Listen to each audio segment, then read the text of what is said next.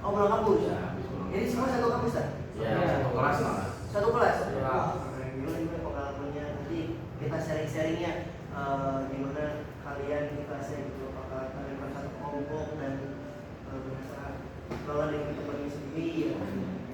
Oke. Sebelum mulai, kayaknya alangkah baiknya kita harus ada beberapa kontrak konseling yang harus kalian baca dan harus kalian tangani kan. Jadi nanti teman-teman bisa membaca apa aja yang perlu kalian lakukan dan apa aja yang perlu kalian lalui, tahapannya nanti ada di sini. Jadi kalian bisa baca sendiri, saya cantik kalian. Oke semuanya? Siap. Silakan. Jadi itu tolong nanti ya. Ngantuk ya Pak? Oh ngantuk, itu tambahnya ngantuk. Sampai ya mungkin. Kalau saya sih kegiatannya di sini aja, nggak kemana-mana. Duduk aja Pak. Duduk aja saya. Kita lagi capek-capek ini. Siapa Pak? Asep.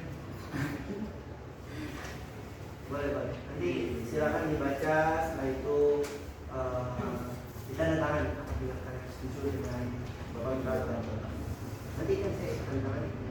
Ini tanda tangannya di mana? Cari aja sih.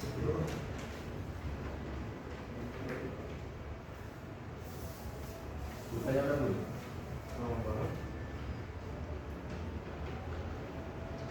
Oke, sudah boleh saya lihat dulu.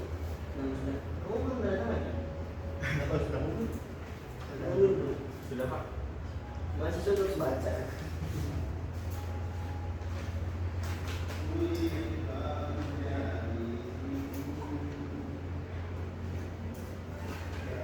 Karena memang keterbatasan biaya kantor saya gitu. Saya taruh kantor saya jadi. Tidak apa-apa Pak. Satu lagi. Oh iya Pak.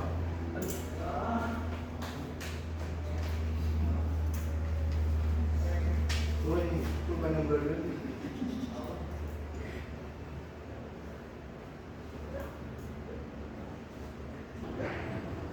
Oke, baik teman-teman semuanya, selamat datang di ruang konseling saya yang segini adanya. Kita juga di sini masih memiliki sebenarnya penting. Semoga pertemuan kita hari ini saya bisa memberikan buat teman-teman semuanya dan para pembantu keluhan dari teman-teman semuanya. Oke, sebelum kita mulai, alangkah baiknya kita perkenalan dulu. Dari mana dulu ya Pak? Oke, kan sebelum kalian yang berkenalan saya dulu dong. Sebelum saya tanya nanti kalian satu-satu namanya siapa dan berasal dari mana, saya mencoba perkenalkan diri saya juga. Izinkan saya. Baik teman-teman, perkenalkan semuanya. Izinkan saya memperkenalkan diri pribadi saya sendiri. Saya Muhammad Faris, biasa dipanggil Faris. Kalian boleh manggil saya apa aja, mau manggil Al, mau manggil Faris, mau manggil Muhammad pun tidak apa-apa. Senyamannya kalian saja untuk mengenal saya itu sebagai siapa. Saya kebetulan lulusan dari Prodi BKI Queen Selection University Cirebon, yang akhirnya saya lulus pada tahun 2015. Ya. Oke, jadi saya udah gimana? Keren juga. Wah ya, alhamdulillah saya lulusan pertama dari BKI. Saya baru memulai praktek konseling ini mungkin sekitar 2 tahun yang lalu ya. Kalau sebelumnya saya sempat bekerja di tim kesehatan jiwa rumah sakit jiwa. Di sana banyak banget. Di daerah mana Pak? Itu di daerah Cirebon Kota, Jalan Sunyaradi. Itu bagian apa? Ya saya itu bagian kasih obat. Mungkin ada salah satu pasien di daerah salah satu ada. Kalau ini mungkin nggak ada yang mirip. Jadi kalau mirip ada ya. Oke, karena tadi saya sudah perkenalan, kira-kira ada yang ingin ditanyakan ya mengenai saya ataupun praktek konseling sekarang. Statusnya apa Pak? Statusnya belum bisa dibilang Tunggu aku. ya. Oke teman-teman, langsung saja mau dari siapa dulu nih kira-kira yang mau memperkenalkan dirinya? Kita santai aja di sini. Dari kiri dulu Pak. Dari kiri. Iya. Dari kiri. Kalau dari kamu berarti dari kanan dong. Iya. Iya mas. Atau kamu ketua kanan kiri? Coba mana kanan?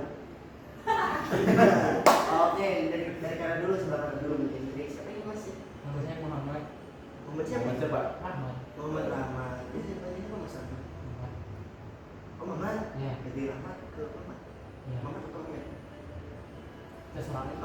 aja saya pengen aja. Iya. Oke Mas Elko, memang tinggal di mana? Subang.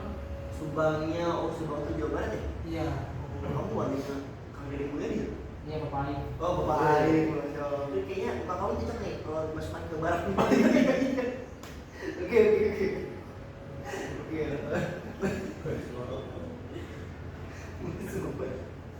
Mas Mamat, sebagai Subang mana Mas Mamat? Dari jurusan apa Mas Mamat ini? Komunikasi. Komunikasi. Iya. Berarti mulai banyak tugas Iya. calon-calon semester sepuluh gitu. Hmm. Ya semoga aja Mas Mamat gak ada yang menggunakan kayak Mas ya. Iya. Semoga lancar ya Mas ya. Oke, kalau di sebelah kirinya ada siapa? Saya Om Hidayat Pak. Oh iya tidak. Imam mana nih? Imam Masjid mana nih? Atas kuasa. Oh tak. Mas Imam ini orang mana? Kebetulan saya dari Kuningan Pak. Kuningan. Jawa Barat di Cawang. Oh sama berarti juga lebih sama Mas Imam ya? Mas Barat? Enggak. Belum ada. Mas Imam berarti semester 4 sama ya? Ya. Dari jurusan komunikasi Ya. juga berarti. Berarti kalian kelas apa? Kelas B Pak. Kelas B. Oh D. Oke, berarti langsung saja ke sebelah kiri deh. Ini di sebelah kirinya berarti yang di antara tengah-tengah ini. Ya, oh iya Pak. Oke, silakan. Perkenalkan, nama saya Lutfi Nafril Pak. Biasa dipanggil Lutfi. Lutfi berarti. Berarti itu Lutfi ya? Lutfi. Dia Mas cewek Pak. Oh Lutfi macam. Mas Lutfi ini tinggal di mana Mas Lutfi? Buat Pak kemarin. Tupare. Oh iya iya Tupare itu saya tuh lupa. Tupare itu artinya apa ya? Mas Lutfi tahu nggak? Oh, saya lupa Pak. Oh lupa. Iya Pak. Oh iya. Kalau nggak salah 7 pahlawan revolusi benar nggak Mas? Enggak tahu Pak, iya kali. Oh iya. Maksudnya harus tahu sih sejarah dari ininya ya Mas Lutfi. Oke. Siapa? Keren. Berarti sekarang juga semester 4 ya namanya? Sama bahkan kelas Pak. Oh iya sekelas saya lupa. Oke, lanjut ke sebelah kirinya ada siapa? Padli Pak. Fadli, nanti bin siapa? Ikhwan Padli Oh, Pak. Iwan Fadli. Biasa dipanggil siapa Mas Fadli? Padli. Fadli. Fadli ini dia berasal dari mana? Ninjeleduk Pak. Ciledug. Ciledugnya Ciledug. Ciledug itu ada 2 tahun saya. Karena saya orang kebetulan saya orang Cirebon ya. Di Cirebon tuh ada Ciledug. Nah, kalau Mas Fadli ini Ciledugnya Ciledug Bekasi atau Ciledug Cirebon atau Beledug? Ciledug Pak. Ciledugnya Ciledug mana? Cirebon. Oh, Cirebon. Yang dekat kolam renang tuh Pak. Terus juga Mas. Kolam renang. Tapi Mas Fadli kok mendok ya kayak orang Tembak? Iya, asli Surabaya saya Pak. Oh, asli Surabaya, cuma Iya. tinggal di Ciledug. Ciledug. Kalau Ciledug itu Sunda, Mas. Enggak. Oh, enggak sih, orang saya dekat dari sana. Bapaknya tau tahu. Yo. Ya, oke. Dia gimana Mas Fadli? Langsung sebelah kiri saya. Oke, sebagai ini ada siapa namanya? Mas Faiz. Mas Faiz. Mas Faiz, nama panggilnya siapa Mas Faiz? Faiz. Faiz. Mas Faiz tinggal di mana? Jadi kebun. Mas Faiz itu kalau boleh tahu, anak keberapa dari Bapak Sunan?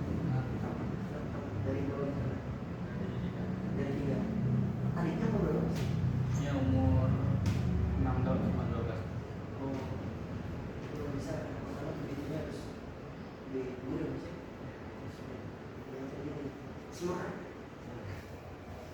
Oke, sebenarnya saya baca beberapa komentar belajar yang ada di sini yang tadi banyak ada yang mengeluh tentang tugas, tentang tugas, bahkan apa lagi kayak merasa cemas dengan nilai itu nggak yang ada di sini ya? Betul, belajar. Oke, saya coba memahami teman-teman semuanya, tapi sebelum saya mencoba memahami ke diri kalian, saya ingin lebih tahu supaya bisa memahami tentang keluhan dari kalian yang ada di sini, yaitu tentang perkuliahan. Nah, perkuliahan ini dan gimana saya mencoba untuk cara memahaminya itu saya ingin bertanya tentang kalian kepada kalian gimana keluhan yang kalian rasakan tentang perkuliahan yang ada di kondisi ini.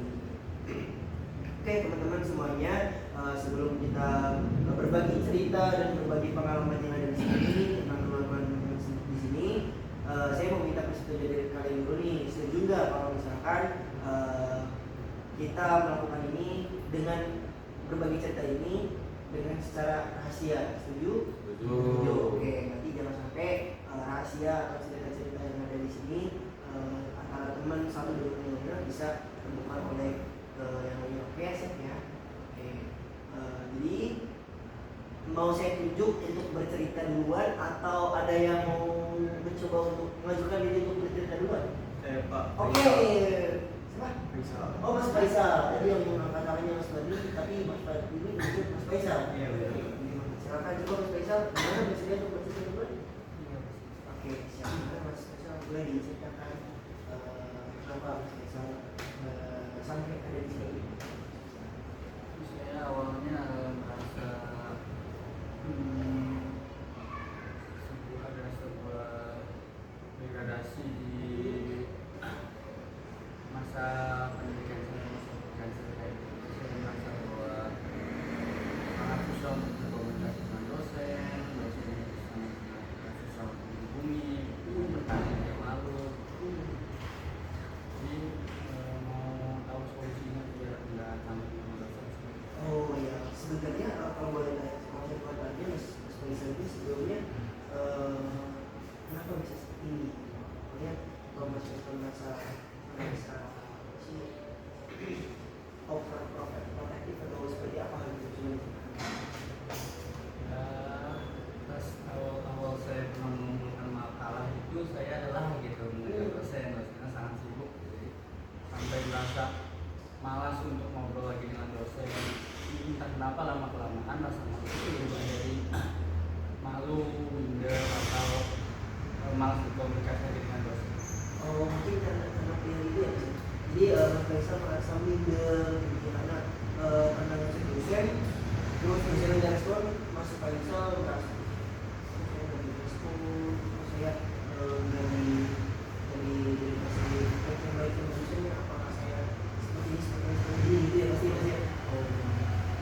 Saya tahu sih Mas, saya kalau misalnya biasanya membuat kita minder berlebihan gitu ya, kayak gitu ngerasa apa sih kalau kita sampai dengan diri seperti itu nggak gitu.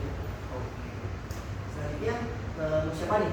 Saya kira tadi udah. Oh Mas Fandi. Enggak, Mau nunjuk. Oh mau nunjuk. Oke Mas Fandi dari tadi terus nih tadi bertanya ya. semangat saya. Oh. Kita harus sendiri ya, betul Mas ya? Iya. Ya, Mas Fandi siapa untuk bercerita kedua kali? Oke oke.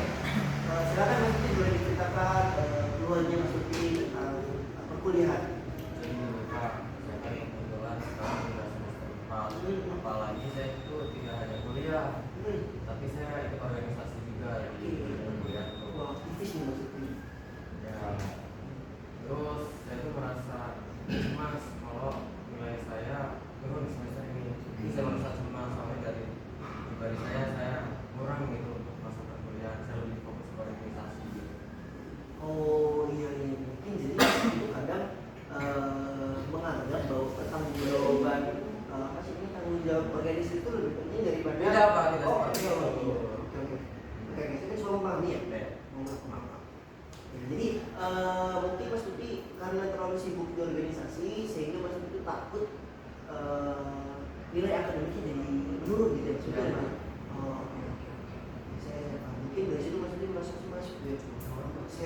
Saya apakah saya perlu over di organisasi gitu sehingga saya takut juga saya perlu implikasinya begitu ya Mas ya. Oke, berarti pada itu masih bisa. Saya juga dulu kalau misalnya saya boleh cerita pas masa saya kuliah saya juga beberapa ikut organisasi Mas. Organisasi namanya organisasi apa ya? Jadi dulu kok Mas. Saya waktu itu langsung jadi ini Mas. Jadi pembina Mas. Waktu itu Mas. Iya, ya, tapi nggak seperti itu juga berarti ya. Kan waktu mahasiswa kan nggak ada acara setiap sore. Mungkin hanya rektorat saja yang melakukan itu di sini. Mungkin saya sudah bisa menangkap apa keluhan dari Mas Lutfi sendiri. Oke. Selanjutnya siapa nih yang? Oke Mas Lutfi, terima kasih sudah mau berbagi ceritanya. Selanjutnya yang ketiga Mas siapa nih ya? Sama, Pak. Siapa nih? Oh, Dia Pak. orang Iya, baru nih, iya, berarti. iya, saya, Pak. Oh oke, boleh. Silakan Mas Ali. Saya Padli, Pak. Oh iya Mas Fadli lupa. Bapaknya siapa Mas Ali? Bapak saya. Hah? Lanjut aja Pak. Oh ya oke.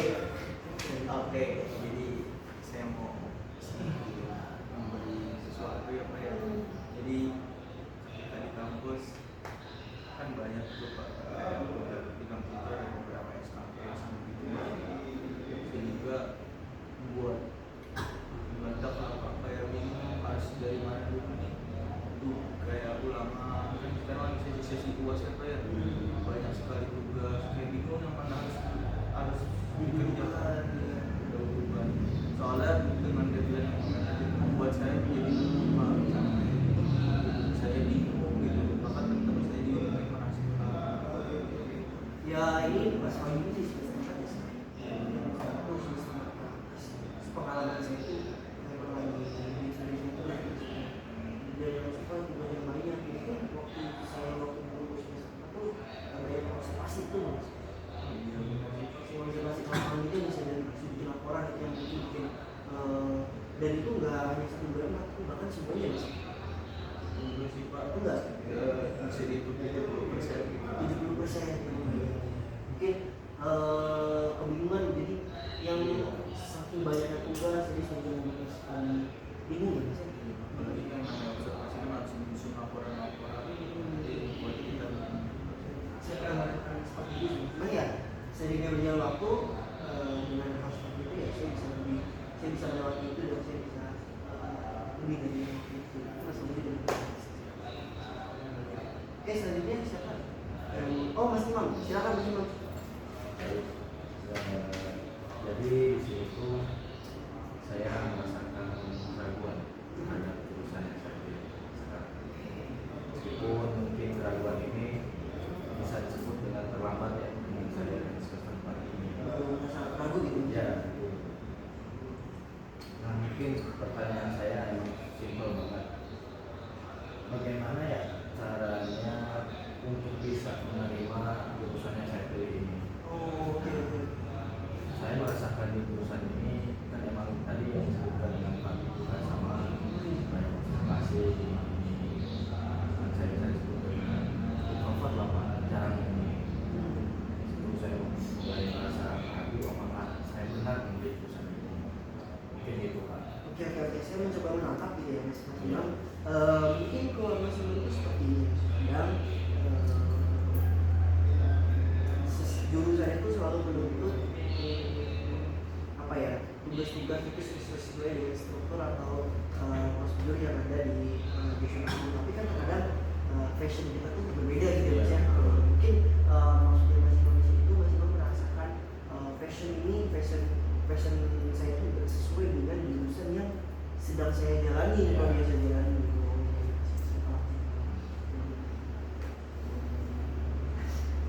Oke Mas, saya mencoba menangkap dulu kalau di sini Mas Imam merasa menyesal atau Mas Imam menyesal? Bisa disebut ragu Pak, menyesal ya terlalu. Cuman ke depannya gitu. Iya betul takut. Saya juga kan kadang nggak lebih pintar dari teman-teman saya, kadang juga saya di bawah mereka.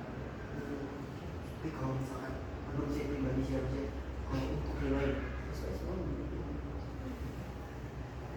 ya, kalau menurut saya kalau menurut saya Mas, kalau misalkan selama pengalaman saya itu sebenarnya mengenai kehidupan apa yang kita jalani saat kuliah dan yang kita dapatkan jadi bukan menentukan hidup bakal baik-baik saja tapi itu ya itu merasakan satu ada keminderan yang sendiri dan terus merasa ragu akan pilihan karena mungkin tidak sesuai dengan passion Mas Imam. Oke, nanti saya mencoba mengumpulkan dari teman-teman semuanya setelah Mas Ahmad yang terakhir menyampaikan keluarnya. Oke, selamat silakan Mas Ahmad. Jadi gini Pak, saya tuh kan orangnya suka bingung. Jadi kebingungan itu bikin saya jadi stres. Terutama ini, saya juga hampir sama dengan Mas Lutfi ya, sibuk juga gitu. Jadi saya tuh bingung membagi waktu saya kita harus kuliah ini. Terus juga kadang kita juga kan merasa ada satu masalah yang bikin kita malas dengan kuliah, kita ada masalah apapun masih. Terus juga jadi apa masalah ini tuh malah jadi saya bingung gimana dengan masa depan saya. Jadi saya tuh bingung kalau misalnya nanti teman-teman saya sukses, saya bingung saya bagaimana. Jadi saya merasa tertinggal. Kalau dia tidur sekarang mungkin bersama tuh punya faktor eksternal. Jadi perkuliahan yang membuat Mas Anwar ini jadi agak sedikit malas untuk belajar gitu ya maksudnya. Sebenarnya